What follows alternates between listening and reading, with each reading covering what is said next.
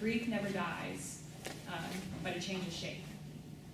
And it really does, because some days are okay. Some days are good days. And don't feel guilty for having good days. And some days are really bad, and you just need to get through the day. The only thing that you can do is just take it one day at a time. And so my first suggestion is to give yourself some time, because a major life change does not mean that you're going to adjust to it right away. You know, you have to get, first off, right after a loss, there's still so much that you have to do, and it may not even feel real at that point. And secondly, is to know your supports. Get to know the people that you can depend on, and not the busybodies who just say whatever and run their mouth, apparently, and that's not helpful. But, you know, is it your family? Is it your friends? Is it your church community? Do you have work friends that are helpful to you? And you have to understand yourself and your needs. So much of what Joan was saying in the beginning about core values and goals really resonates with me, because that is how you cope. You have to know what you need. Because if you don't know what you need, then how can you tell other people necessarily what you need from them? That's why they start filling in the gaps. You know, they feel like, oh, I've got to do something. I've got to do something here. I've got to make this work. Because we are very uncomfortable with sadness. We're definitely uncomfortable with death.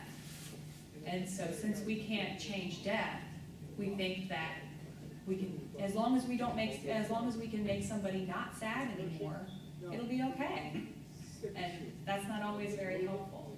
So once you know what you need, be able to talk to others about what you need. So for instance, if you need to just be left alone for a while you journal, like if you're a person that keeps a diary or writes, then that's one thing.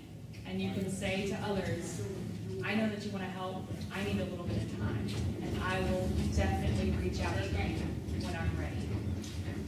Take control of what you can take control of, and so much of that is being able to say, this is what I need and this is what I don't need. And be able to speak up and reach out to others, because that is sometimes the paralyzing thing. You know, in the beginning, people are coming at you. It's like you can't fend them off. They want to be there. But in that time afterwards where they're not as present, and if you still need them, don't be ashamed to say that you need somebody. Don't be ashamed to communicate what it is that is going on inside of you. And so I have some local resources for grief. Richmond is actually, you know, it's got an abundance of different locations as well as websites and things like that. But what I want to emphasize is I work in hospice, so I am around for end of life. Even if your loved one died and they didn't die underneath my hospice or another hospice company or anything like that, they didn't have to be a patient of ours for us to help you.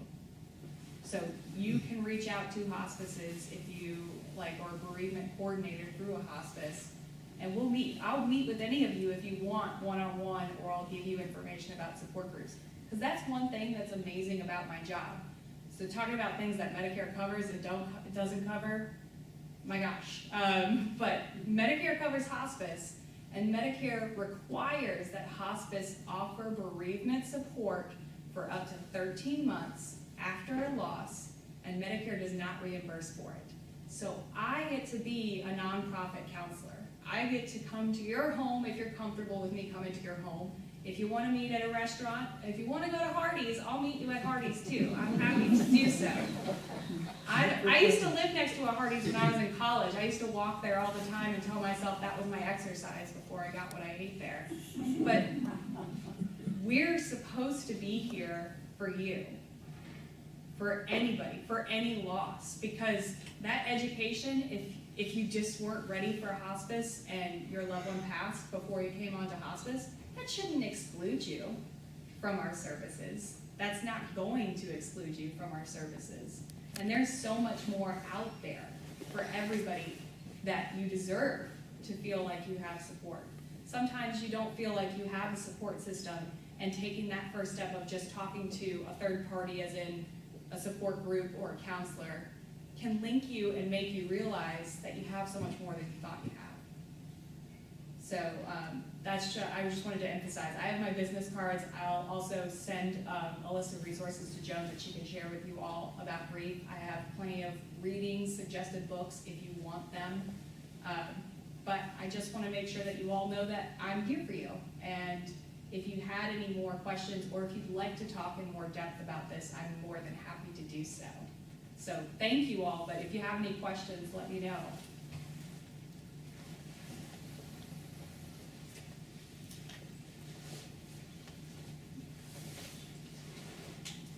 Wow, this group is pretty quiet.